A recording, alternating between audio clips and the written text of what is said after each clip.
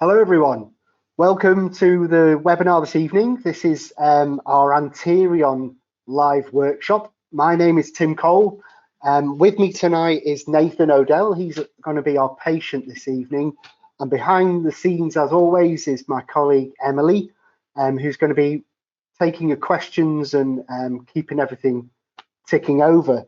So if you joined us for our last webinar, which was, I think it was in early December, last time I covered the ASM lens, the anterior segment module with the spectralis, and then I briefly jumped onto this device for that session to show the imaging app. Now, the intention with the one this evening is, instead of starting with the imaging app, I'm actually going to walk you through the other 3 apps that come with this device. So I think to just get things going, I should first and foremost introduce you to the ANTERION. So this is the ANTERION. It is Heidelberg's dedicated OCT machine for the anterior segment. Now, the way this system works is it is actually a multimodal imaging platform, just like our spectralis, except the way ANTERION works is that those modules are all software related. So that's why we use the word apps when we're talking about the ANTERION. Now, as standard, the ANTERION actually comes with the imaging app, which I was just telling you about, but the other apps are optional extras you can purchase on top of it. And I'm going to walk you through the acquisition of all 3 of those apps. So don't worry about writing everything down. If you've got any questions at all, just type them into the GoToWebinar platform. I'm sure some of you have noticed they're already sending some in. So keep them coming throughout the session, because what I really want to do is go through the apps in a sequential order. I'm going to start with the Cornea app, then we're going to move on to the Cataract app, then we're going to move on to the Metrics app. And depending on how we go for time, we'll see if we've got a bit more time at the end just to fire off a couple of acquisitions with the imaging app, just to complete the package. Now, first and foremost, what I should explain, and what I will be reiterating throughout this session, is that the core technology behind this machine, the question I always get asked about the ANTERION by clinicians, is how does it make these measurements? How does it calculate the curvature of the cornea? How does it calculate the biometry of the full eyeball? All of the answers to these questions, and if any of these do rattle around your mind while you're watching me this evening, the answer is always OCT. Now, the difference between the OCT in this device to the OCT in our spectralis is this actually utilizes a totally different OCT called a swept source OCT. Now, for the sake of time and simplicity, all you really need to know is it's a longer wavelength of light that we use for swept source to acquire these anterior images. So it's a 1300 nanometer wavelength.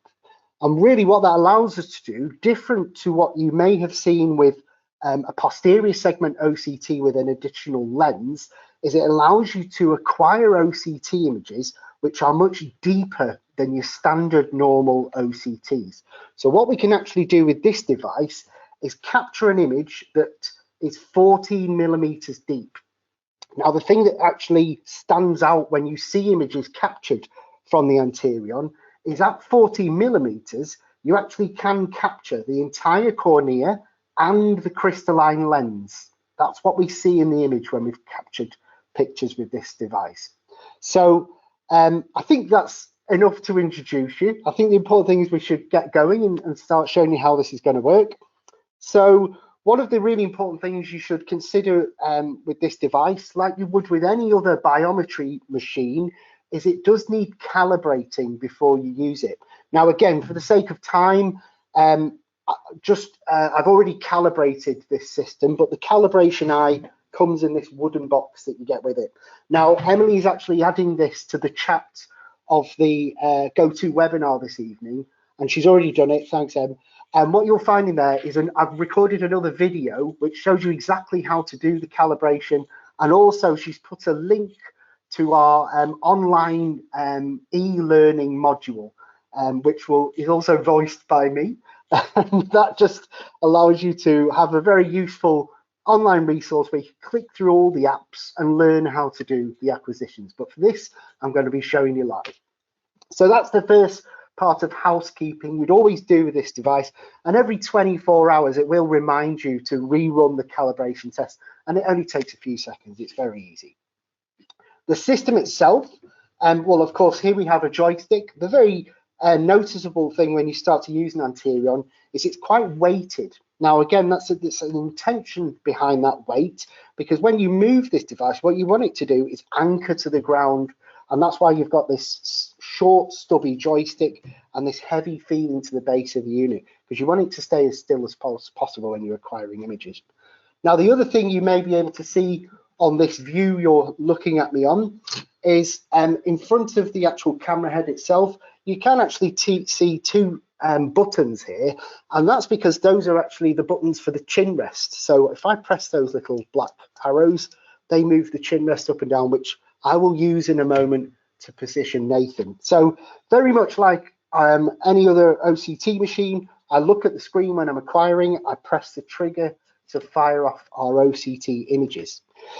So before I get to this, what I need to do is open up the patient via HEYEX 2. Now that's again a very important part of the Anterion, is that the engine, the software running this device, can only be HEYEX 2. That's the platform it was designed for. Now I've already entered in a test patient here. I'm just going to select the test patient, and what that will do is that will then change the screen that you can hopefully see the main Anterion logo on to the actual acquisition screen of the Anterion. Now, like I say, the actual movement of using this device is my focus.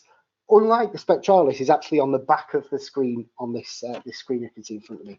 Now, the screen here is actually an extension of this desktop. So if you watch when I move my mouse, you see the pointer moves right the way across there. But I don't have to click with my mouse on these buttons. This is also actually a touch screen. So you can see along the top there, you've got the 4 different icons for the 4 different apps. I have the system test logo, that's the calibration test that we run every 24 hours, and the settings button there. But as I say, you've got the option. You can either click with your mouse, or you can actually press the app icon itself. So I'm going to start with the Cornea app. So now it's ready to acquire. What I've got here in the main view is an infrared camera image, and we'll see the OCT in the top right corner. And it's at this point is where I really want to make sure my patient's lined up and ready to go. So let me just move the machine slightly to my side. Nathan's putting his chin on there. Is that okay for you height-wise, Nathan? That's great. Now on the top of the camera, you may notice there's a black attachment. That's actually an occluder, and it is a handy thing to use.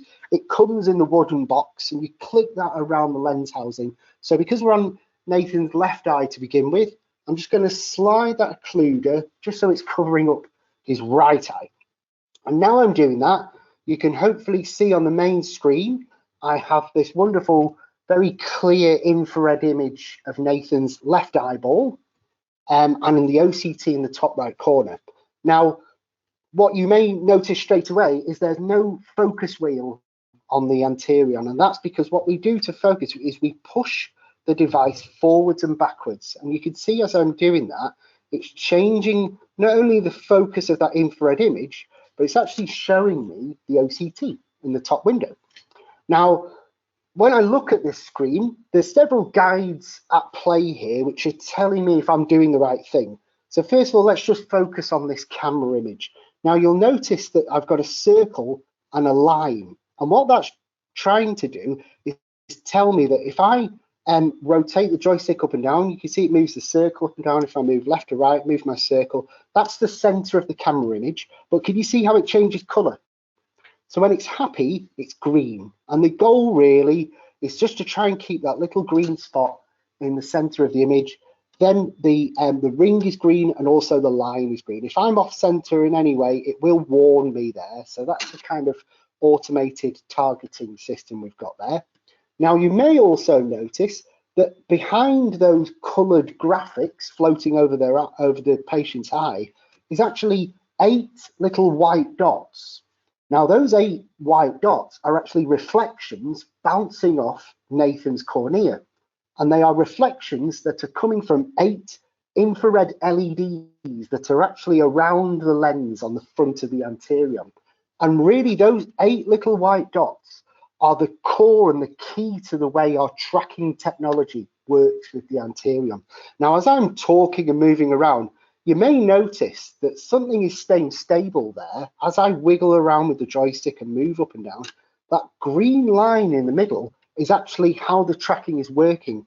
It's locked to the middle point of those 8 reflective LEDs. So one of the big challenges with anterior segment OCT has always been stability and repeatability. And with the Anterion, our answer to that and our answer to keeping stable and repeatable images is actually with this tracking technology working off those LED reflections.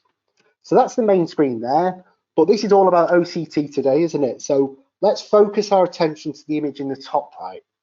And there, of course, we've got the same thing. We have a red box at the moment and a red line just shining off the top of the cornea. But the thing with the Anterion, to make it easier to use again, you can actually just touch that OCT image. And can you see what happens? It flicks into the main large display.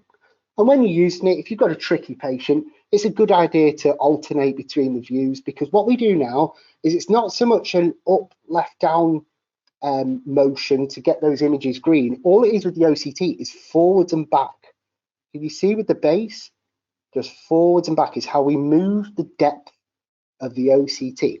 Now, what the Cornea wrap is going to do, it's going to do 65 8mm long radial cuts over the top of Nathan's cornea to give us the full tomography of Nathan's cornea. Now, finally, now I'm all in green, I'm happy to go. I'll just quickly tell you about these buttons here. You can see I've now got digital versions of the chin rest, but Nathan's okay, he's pretty lined up. But if I wanted to change that, I could just tap those little buttons and it'll just slightly move it up and down. But really importantly, for using this device, we have the fixation light focus. Now, while I've been gassing away, Nathan's actually been quite quiet. But actually for Nathan, I presume the internal fixation target is probably out of focus, because this is actually set to a -7D. So what I'm going to do is I'm just going to bring that back to a 0 diopter. Now, is that better for you, Nathan? Is that a bit sharper? Because what Nathan can see at his end, and in an ideal world, I'd have a third camera showing you Nathan's view, but just take my word for it, is he can see it's like an orange windmill fixation target with his left eye at the moment. So I'm all lined up, ready to go. In terms of the other buttons next to it, I can actually alternate that internal fixation. If I go to the fixation settings button, I can actually use the external fixation if I press that button there, and that lights up this little white light on the external fixator. Of course, I'd have to move the occluder out of the way if I was going to do that. And you could even change the brightness of that windmill pattern inside the camera that Nathan is looking at as well. And finally, the tracking. Now, for the Cornea app, for the Cataract app and the Metrics app, what you would really do is you'd always leave the tracking on. As I've mentioned, the tracking is what's working off those 8 reflective LEDs and really the whole core and the benefit of using this device. So really disabling the tracking is mainly done when you're using the imaging app, because when you use the imaging app, what you do is you move the OCT around anywhere you like on the surface of the eye, of the anterior segment. So it's very different from using these other apps we're going to use. So I'm going to leave tracking where it is. Fixation, we're happy. It's nice and sharp for Nathan. I've left it on a 0 diopter there. But again, sometimes if a patient maybe know their prescription a little bit, you can actually dial that in before they sit down at the device, and it will just help them maintain fixation right in the center.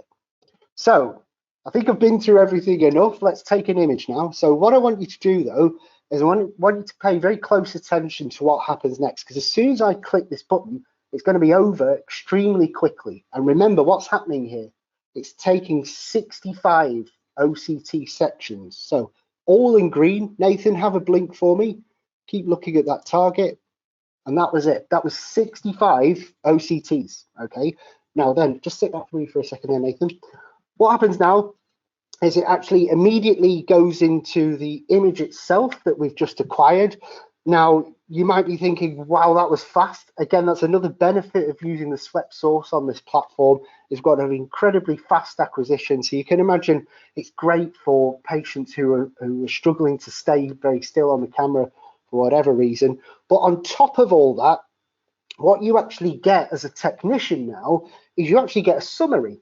Now, it's on the screen here. If I press on the screen where it says show details, it should actually tell me how well my patient did. Now, if any of these failed, then it would simply have a red X and would say failed. So you've got three criteria there, haven't we? We've got motion, fixation, the tear film and the lid. And this is all automatically assessed by the system. And what it actually does very cleverly is if the patient failed in any of those areas, if their fixation jumped over the place, if they moved too much while they're on the chin rest, if their tear film completely evaporated and they blinked their eyelid down, then it would simply fail that and it wouldn't save the image. So what you actually find with the Anterion is it's actually a challenge to take a really bad image. You have to override it to do that. Now, with everything green passed, you'll notice hopefully that on the screen, I can also see underneath that there's a grayed out old floppy disk there that says saved. And that's because it's happy. We've passed. The patient was well behaved. I've got a good image.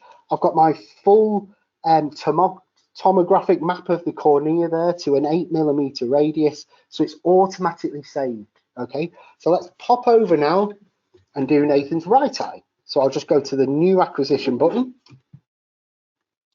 Now, the only thing I would warn you about when you're using the Cornea app, and actually the same with the Cataract and the Metrics and even the imaging app, is sometimes you'll get patients' eyelids coming down, and again, that can sometimes impact on the image.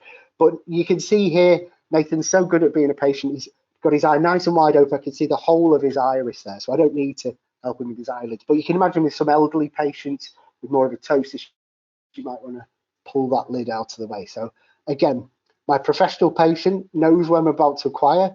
Have a little blink for me again there, Nathan, and then just keep staring at that windmill. Done. 65. Okay, sit back for me again. So if you imagine now I'm in a clinic, think how fast that is just to do those two full tomographic maps of the cornea, done and dusted. Okay, that's that app finished.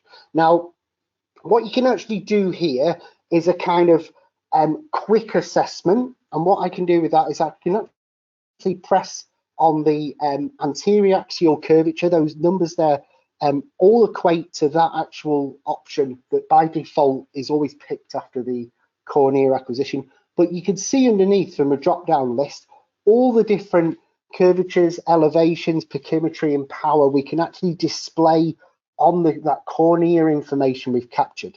But really, it wouldn't be this small touchscreen that I'm reviewing it on. This is just a kind of pre-review area. To review it, really, we're going to switch over in a second to HEYEX 2, and we're going to show you that as well. But the other thing we can do on here is you can actually just alternate the two OCT lines there. You've got a horizontal and a vertical OCT. Again, that's just confirmation that I've captured a good image. So let's move over now to my main screen. So I'm just going to switch to the HEYEX 2 software. Can you see that okay, Emily? Yeah. Now, again, I've been talking a lot, so this has all happened very quickly in the background. And what you can see now is in the HEYEX 2 software, we have our patient's name in the box on the left.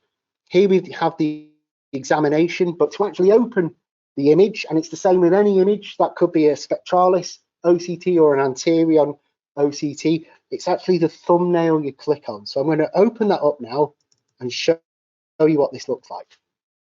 And hopefully you can see the screen of the capture there. And what you can see straight away, we have this wonderful large view now of Nathan's cornea. And as I mentioned on the back view there, the anterior axial curvature. Now you can see next to that, we've got the diopter steps of the color scale. You could change that by clicking on any of the buttons, and that will actually change the intensity and the sensitivity of that curvature map. You can see we've got different icons and shapes that are actually on the top of that cornea image, and all those are explained in these little boxes down here where it has a little key for the different things we can see. So we can see the thinnest point of Nathan's cornea there is just offset from the middle. The little diamond there, that's actually the center of Nathan's pupil. The ring is the pupil diameter.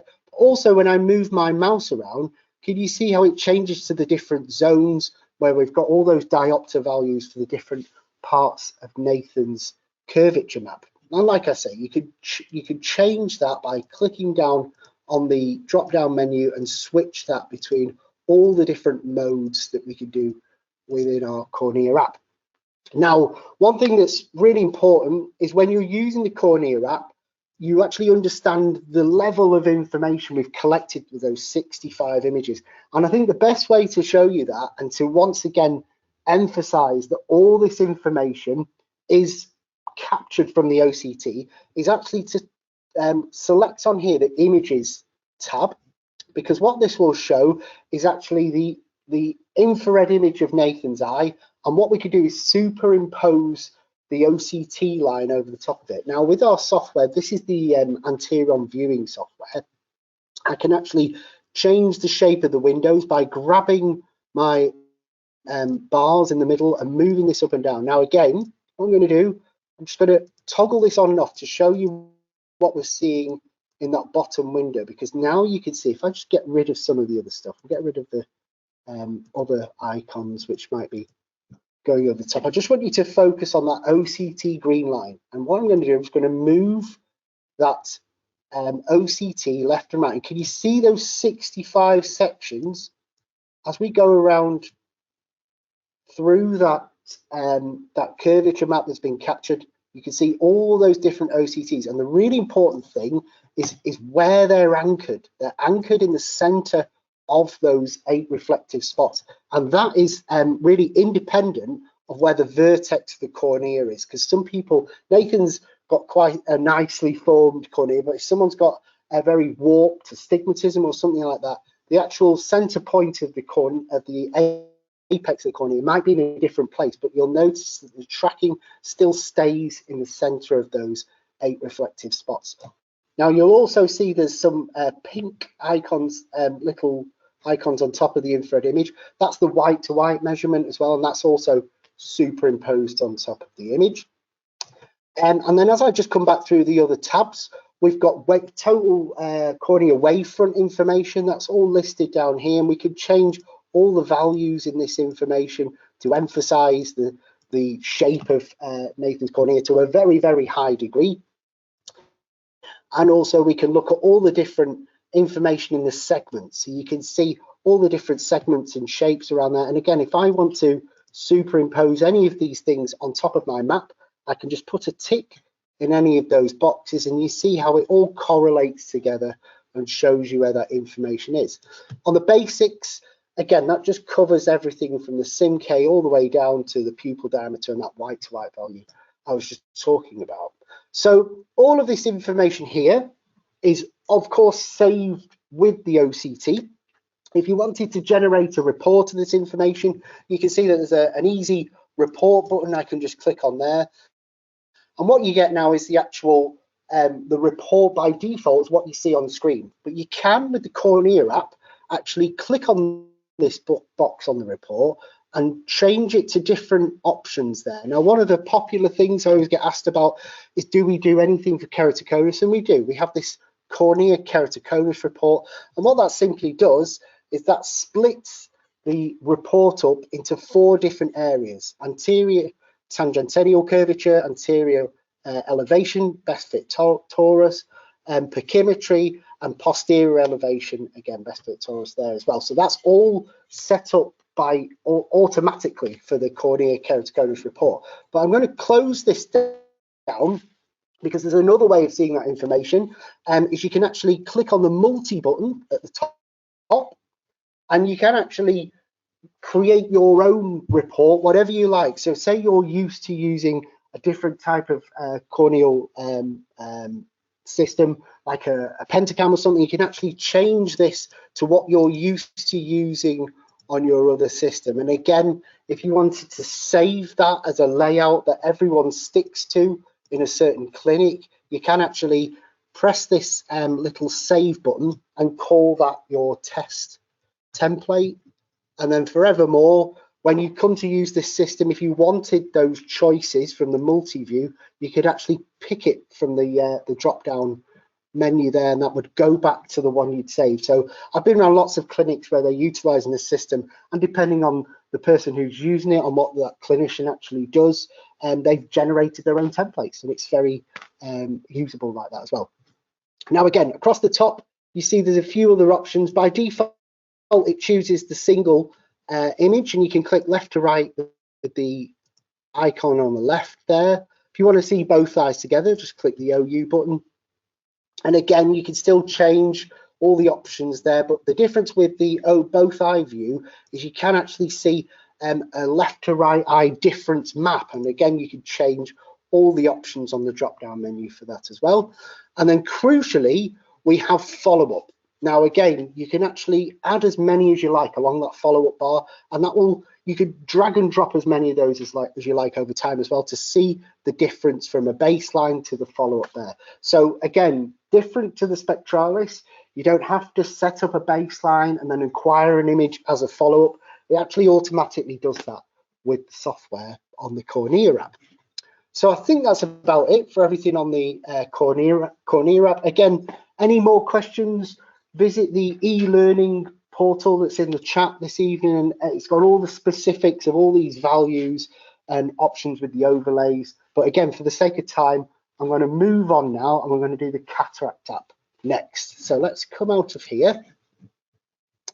I'm going to share my screen again with the back of the Anterion. Okay, so we're ready for our next acquisition. So I'm just going to set this up in HEYEX 2. Once again, can you see that on the main screen? Is it the Anterion screen? So I'm back to my splash screen, shall we call it, that's got the icons along the top, and now I'm going to press the Cataract button. So what's the Cataract acquisition going to do? Well, it's actually going to do 4 things now.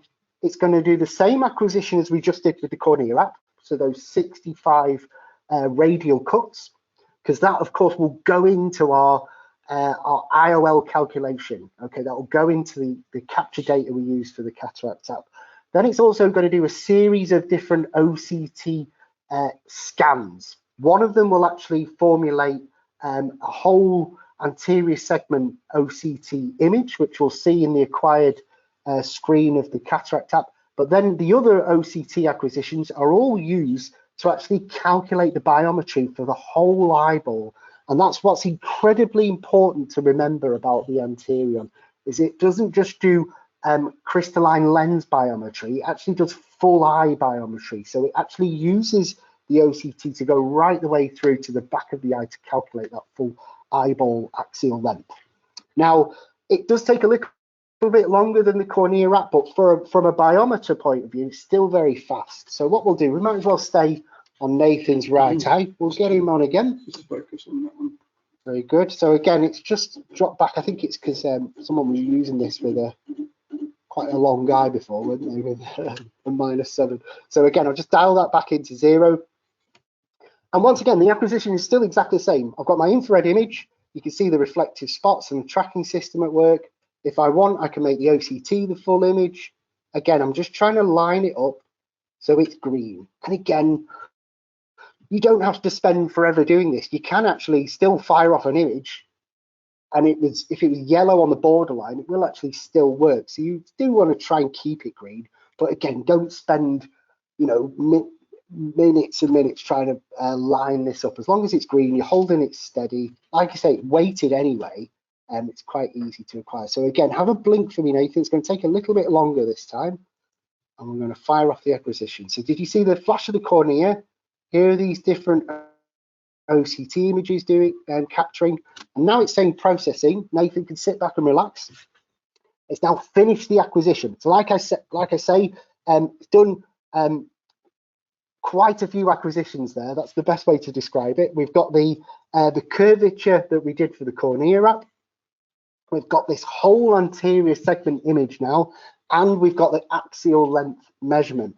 Now, as a technician again, what's the Anterion telling me? Well, the acquisition quality is a pass.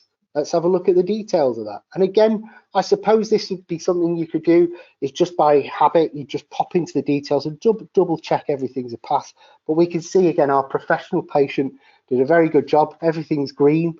Now, importantly, with any biometer, we want to tell the machine if the patient has had any previous eye surgery. And we can actually do that at this point. Can you see where it says edit eye status? This now pops up with a little another menu which has a few different options. So there's an option for corneal surgery, and in there I can add post-refractive myopic, hyperopic, or just say the word post-surgery. I can put in there if it was something different. Phakic, any lens stuff as well. You can tell it if there's a crystal a fake lens in there, if there's no lens at all those things are an option on the phakic drop down menu, and indeed the vitreous as well. So you can also key in if the patient's had any surgery done, if they had a vitrectomy or they got silicone oil or gas in that vitreous as well. So all those are options we can add, and what you would simply do is if anything was different from normal, you would simply choose that as an option and press save. But Nathan hasn't had any of those things.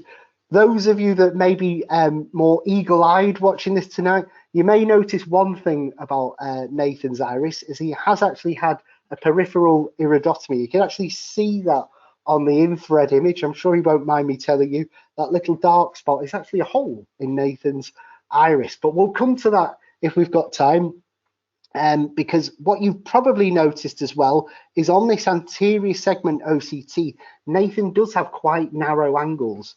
And interestingly, Nathan's narrow angles were discovered actually doing an OCT demo, weren't they once, Nathan? So in his circumstances, his work's really helped him out in that sense. But you can see, even though he's had that PI, his narrows are still relatively narrow. So it's fortunate that he's got that there helping the drainage of his eye. So we're all happy with the right eye. Again, you can see at the bottom, I've got the axial length measurement and the curvature map. Again, it's rather crowded on the back of this screen. We wouldn't use the screen to analyze it. It's going to be over in HEYEX 2 in a second. But while we're here, I'm just going to pop over now and do Nathan's left eye. So once again, new acquisition. Push until it's green. Okay, have a blink for me again there, Nathan. Very good.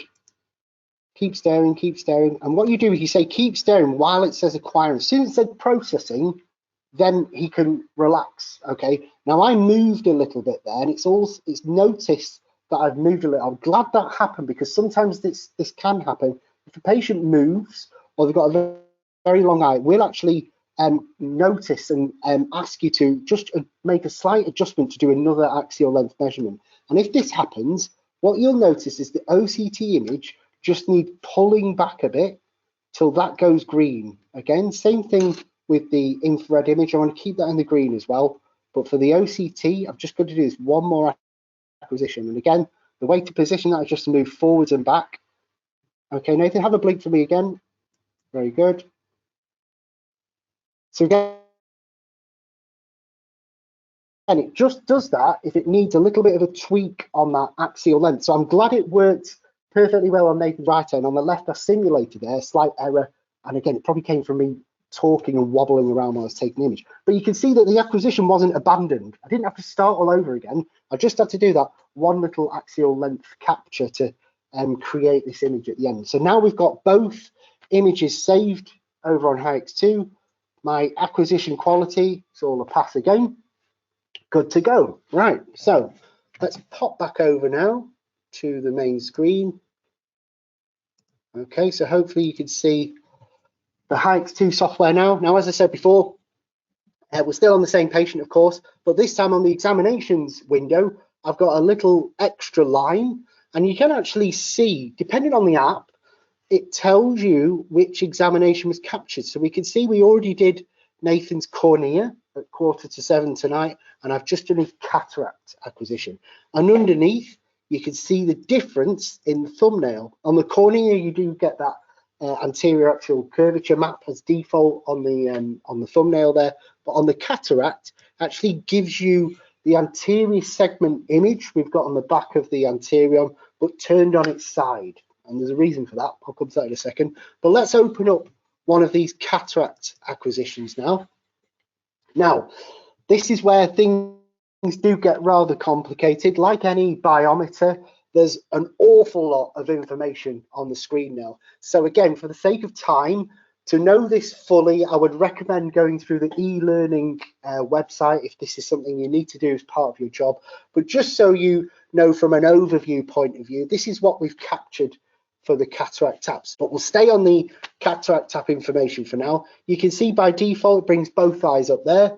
And we've also got the IOL calculator as well. Now, again, I'm just going to click on that in a second and show it you, but I won't go too deep into that because then we'll start talking about lenses and formulas. I'll show you what formulas we've got, but really to import a lens database, again, we'd have to log back into HEYEX 2, and all that's available on the e-learning platform. So let me just walk you through what's actually on the main screen of the cataract tap acquisition. So here at the top, we have a condensed version of the Cornea acquisition. Now, crucially, this is where we start to come to the biometry section. And again, we've got the OCT. As I said, this time it's turned on its side because now it's actually giving me the signal intensity on this scale from the OCT. Now, what it should do is what it's done here. It's actually chosen the first line off the back surface of the cornea there, and then the other two subsequent lines are actually measuring the thickness of Nathan's lens. And underneath, you can see on this intensity profile just how dense Nathan's cornea and crystalline lens is. So you can imagine if Nathan did have a cataract, that intensity profile, the amplitude of that would actually be very high. Now, patient's eyes aren't always normal. So there is always an option to override these biometry measurements. And you might have noticed, just as I was talking there, when you hover your mouse over, it will actually give you the instruction that if you want to alter any of these, so say, for example, there was like an ICL lens in there or something going on with a cornea that made it in a regular shape and the OCT wasn't measuring it properly, you can just double click on that area and change these lines, manually adjust those to where you think they should be done. So if I've done that, I just press save and close and come out of there. Now, if I've edited anything or you do anything, you get these little warning triangles, and this is throughout the software.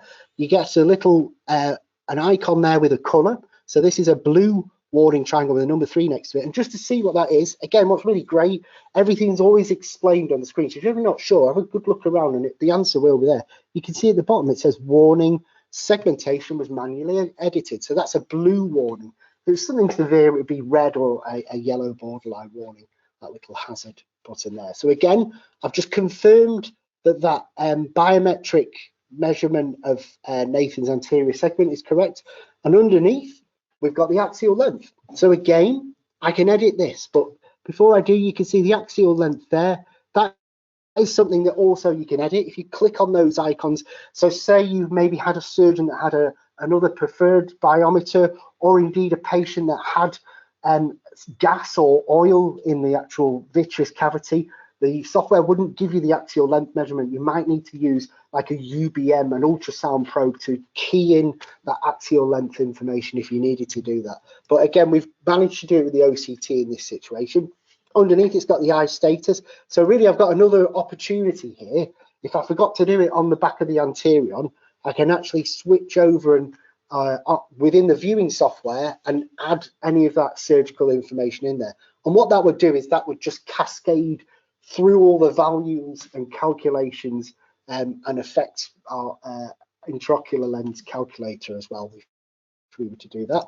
And then finally, we have the axial length amplitude again, which I can edit. So if I double click that, so here we can now see Nathan's vitreous. So that little blue low amplitude, he's got a nice clear empty vitreous there. And then where the spikes in the amplitude happen are, of course, the different parts of Nathan's retina. So here we can see the first spike is the inner limiting membrane. then the different layers of the retina until we bounce off the RPE, the retinal pigment epithelium. And you can see by default, the software actually picks that peak as the axial length measurement. So again, say there was something unusual in Nathan's retina that you knew and you needed to adjust to that, you could do that on the scale here by just double clicking on it. Now, because we did a second acquisition on Nathan's left eye here, it's actually extended that scale further back. So can you see it goes up to 31 millimeters on the scale where it asked me to do a second calculation. But again, that's because I moved a little bit and the software might have thought the eye was longer, but still the axial length measurement is very, very precise, bouncing off Nathan's RPE. So just finally now with the Cataract tab, I'll just show you this.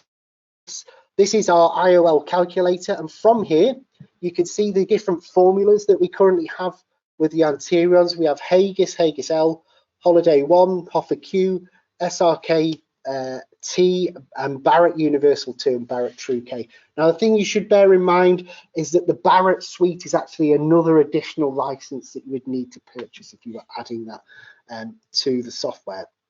And underneath you have your lenses. Now, we've only punched in a few lenses here, but what you would do if you were using this is you'd simply choose one of those lenses, you select your formula. Let me just pick one of these, see if I can get some numbers up. Let me try. Let's try that one there. And what you would do is they would populate in this window at the bottom, and then you can produce an IOL map from those numbers. And again, this is what the report looks like. And there we can have up to 4 different options for each eye. Okay. So that's the Cataract app. Like I say, for adding the lenses, you're best going to the e-learning portal and seeing how we do that. Finally, on here, you just have some of the basic information. Again, it's got all the Cornea information there that we have with the Cornea app, and then all the information if you were dealing with a premium IOL, so much more detailed information about that cornea for those types of patients. So that's the Cornea, that's the cataracts, and that now leaves us with the metrics app. So what we're going to do is I'm going to come out of here. I'm going to share my screen again. Okay. So we're going to go back in and do the metrics app. Now, looking at the clock, I think we're just going to have enough time to do these 3 apps, aren't we? And we'll see how we do. So this time I'm highlighting the metrics app. We'll stay on Nathan's left eye. We might as well while we're here. Same story again, except something's changed now, because when I move in and line up to look at Nathan's left eye, you'll now notice 2 things are different. The first thing is the green line on the infrared image is much longer now, actually goes right the way out to 16.5 millimeters, and the OCT image has now got much wider and deeper. So now it actually encompasses the whole of Nathan's anterior segment. And again, this is one of those eye-catching noticeable things you see with Anterion images, is this wonderful view of the whole anterior segment. So for the metrics app, what we're actually going to be doing here is instead of 65 like we do for the cornea and the cataract to generate those images, we actually take 6 measurements now with the metrics app. Now, why is it 6 and why are they so set in that order? The big difference with these images on the anterior segment with the metrics app is that these are calibrated OCT images that we can measure structures in the anterior segment. And the metrics app is the only app that actually lets us do that on the image itself. So the imaging app is great, lets you take an OCT, but it only lets you see that OCT as an image, okay? To measure anything in the anterior segment, which you're looking at on the screen here, you would need to have the metrics app, okay? So what we're going to do is we're just going to line up again. I'll switch between the infrared image and the OCT, make sure everything's green. Okay, Nathan, have a good blink for me now, and I want you to keep staring in the middle of the windmill, and that's our 6 metrics acquisitions, okay? Left eye and right eye. Brilliant. Again, we've got a pass, new acquisition.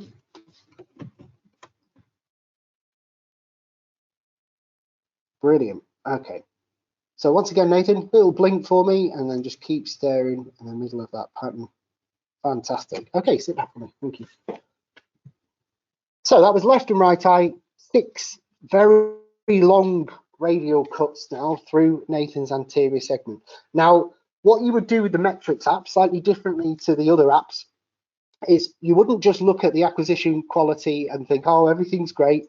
What's important is that you look around at those 6 images, because really just going off this center horizontal one doesn't always tell you how great the metrics acquisition is going to be.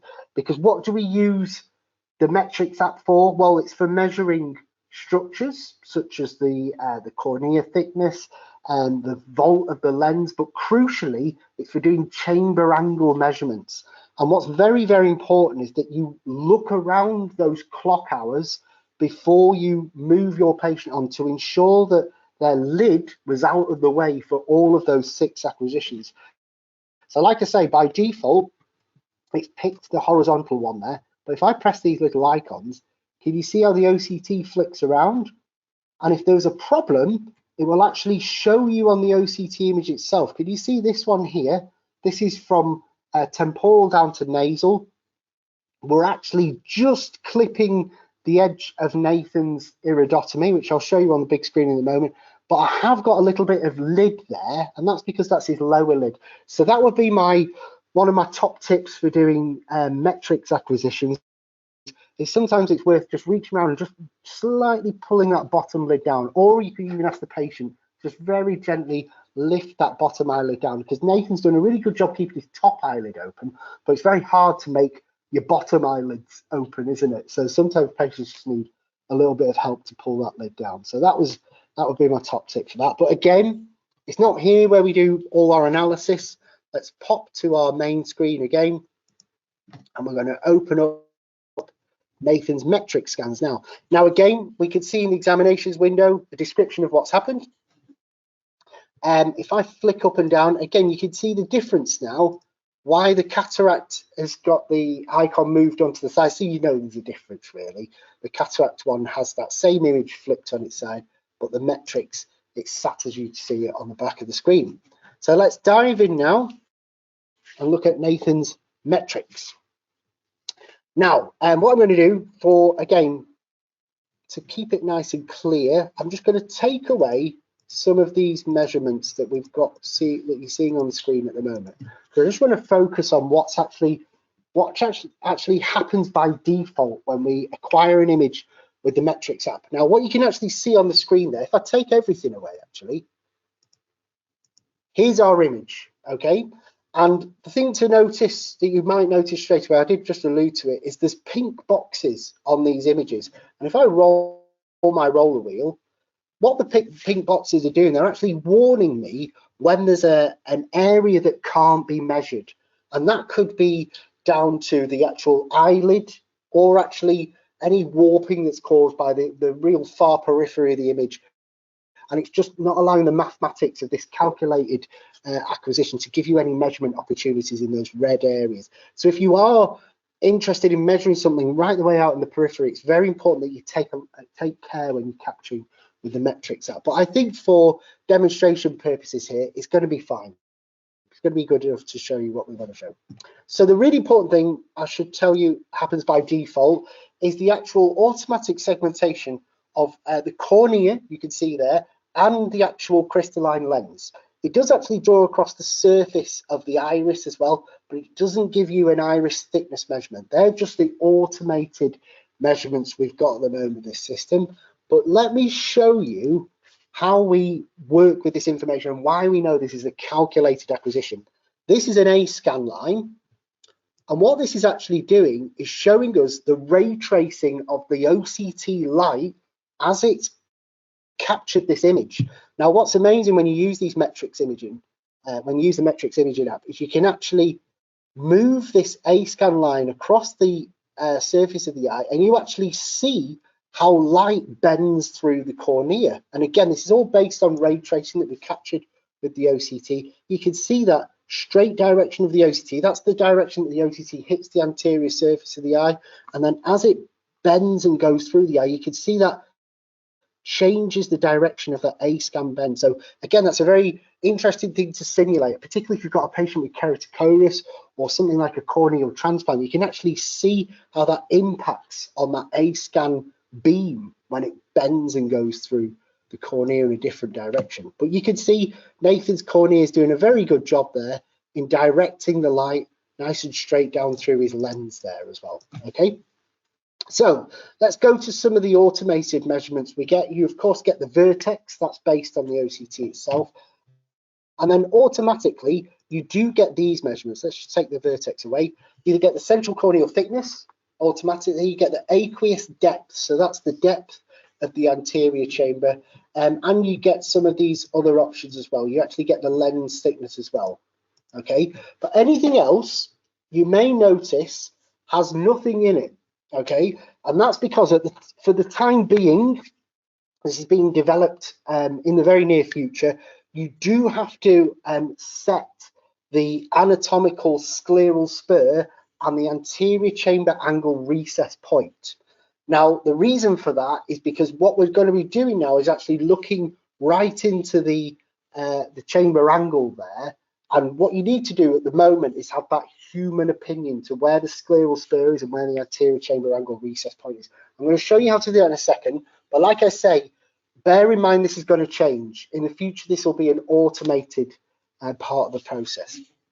But at the moment, this is what we need to do when we've done a metrics image. So at the bottom where it says scleral spur and ACA recess points, if I press edit next to any one of those, it's now going to jump and make the OCTs bigger. I've got the left angle on the left, the right angle on the right. And what I want to do now is identify the scleral spur. So how do we do that with OCT? Well, you can see there's a little yellow dot there. What I can do now is I can click on the image and place that yellow dot where I think the scleral spur is. Okay. Now, the way to know where a scleral spur is you can see on the OCT, we have this darker structure here. That's actually the ciliary body.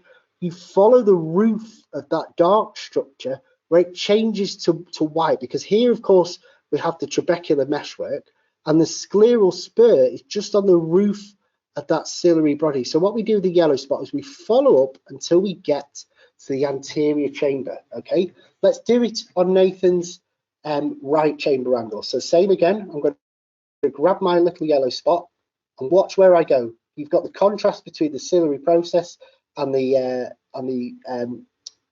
scleral spur there, just along the top, just underneath the limbus and the trabecular meshwork. I'm going to follow that contour line until we get to the anterior chamber. And there we go. That's our scleral spurs.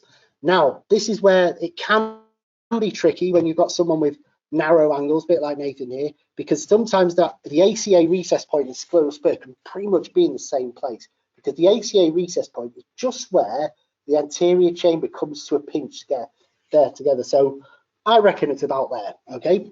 On the other side, again, it's probably in about the same place now. So let's drag and drop that little spot. I'd say there. So what we're actually looking for is the very root at the corner of those chamber angles. So if I'm happy with that, press save and close. So there's those measurements. Now, because I've put those edited measurements in, all of a sudden, this all lights up now in the anterior chamber angle measurements. Now, again, don't ask me to tell you all the abbreviations. They're, again, all in our e-learning portal, and there's a lot to remember there anyway. We're still learning those ourselves, but you've got anterior chamber angles, you've got trabecular meshwork, surface area, all sorts of measurements that clinicians are mainly familiar with for looking at those chamber angles. But the important thing to remember is that with the metrics app, you actually have to do that on all 6 of those OCT lines.